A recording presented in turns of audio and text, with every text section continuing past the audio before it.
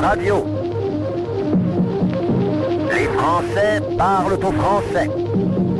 Je n'aime pas la blanquette de veau. Je n'aime pas la blanquette de veau. Sud Radio Berkov dans tous ses états.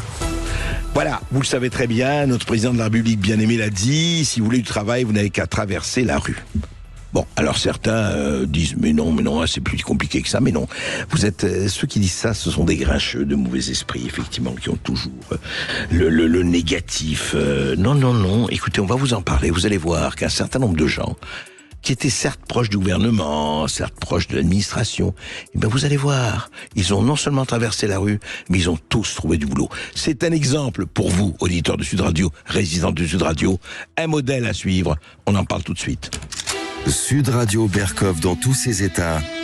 Les perles du jour. Eh oui, Johnny, eh oui, pour moi la vie va commencer. Non, pour moi la vie va continuer. Et heureusement, nous avons fait, avec Esteban Rania, justement, on a fait une espèce d'inventaire de tous les membres du gouvernement, députés et autres qui ont retrouvé du travail. Et vous voyez, c'est un exemple pour nous autres Français, par exemple.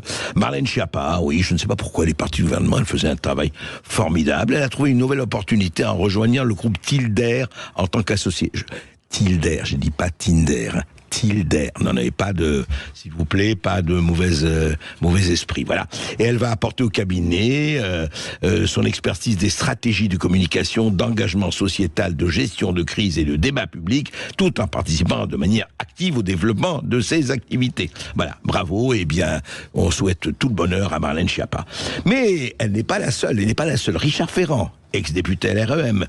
Il est aujourd'hui, il a une société de conseil stratégique auprès de dirigeants d'entreprise qu'il a fondée et baptisée Messidor. Bravo à Richard Ferrand et félicitations. Christophe Castaner, l'ex-ministre de l'Intérieur, ancien patron des députés LREM, a été élu à la tête du grand port maritime de Marseille et nommé au tunnel du Mont Blanc. Pas beau ça, avec sa vision extraordinaire. On a besoin, vous savez, quand on est dans un tunnel, on a besoin de vision formidable. Emmanuelle Vargon, l'ancienne ministre du Logement, elle est recasée à la commission de régulation de l'énergie. Vous voyez, on recase, c'est bien, mais apprenez à vous recaser, vous aussi, au lieu de traîner sur le canapé en train de regarder Netflix.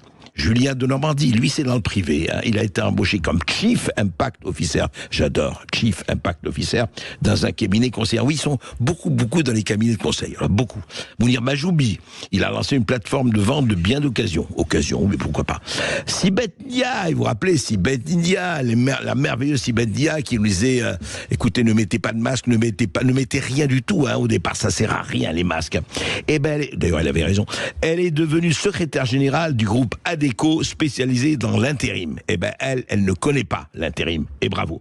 Secrétaire d'État à la transition écologique, Brune Poirson. Elle est directrice du développement durable dans le groupe hôtelier Accor. Voyez que quand vous voulez, quand on veut, on peut. Elisabeth Moreno, elle a rejoint printemps le Conseil pour la diversité de Sanofi. Oui, porte-parole du groupe pharmaceutique, bravo, Sanofi, très bien.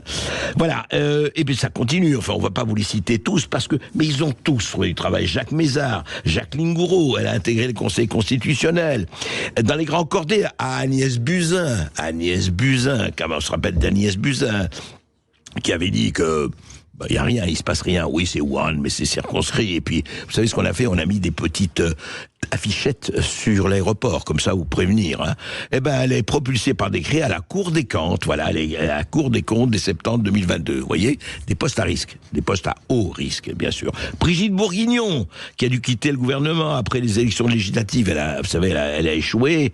Elle est nommée par Emmanuel Macron inspectrice générale des affaires sociales, l'IGAS. Voilà. Très bien, l'IGAS aussi, un poste à gros risque.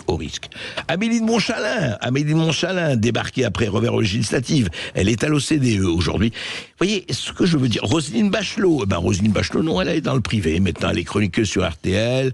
Elle va rejoindre BFM TV. Bon, elle voulait être à la autorité, mais c'est un peu compliqué. Voilà. Benjamin Griveaux aussi, il a mis une émission sur la chaîne économique.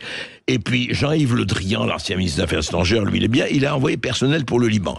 Oui, absolument. D'ailleurs, je trouve on devrait recaser un envoyé personnel pour chaque pays. Il y a 195 pays, ça ferait 195 jobs. Franchement, écoutez, au diable l'avarice et quoi qu'il en coûte. La morale de l'histoire, elle est très simple. Si vous voulez Et si vous avez quelques relations, enfin c'est pas difficile d'avoir relation, hein, c'est pas compliqué. Si vous avez quelques relations, eh bien vous trouvez du travail. Donc ça suffit, les Français, de toujours rechigner, réfractaires, de râler. Oui, le travail, l'emploi existe. Il suffit de connaître un certain nombre de personnes et tout ira bien.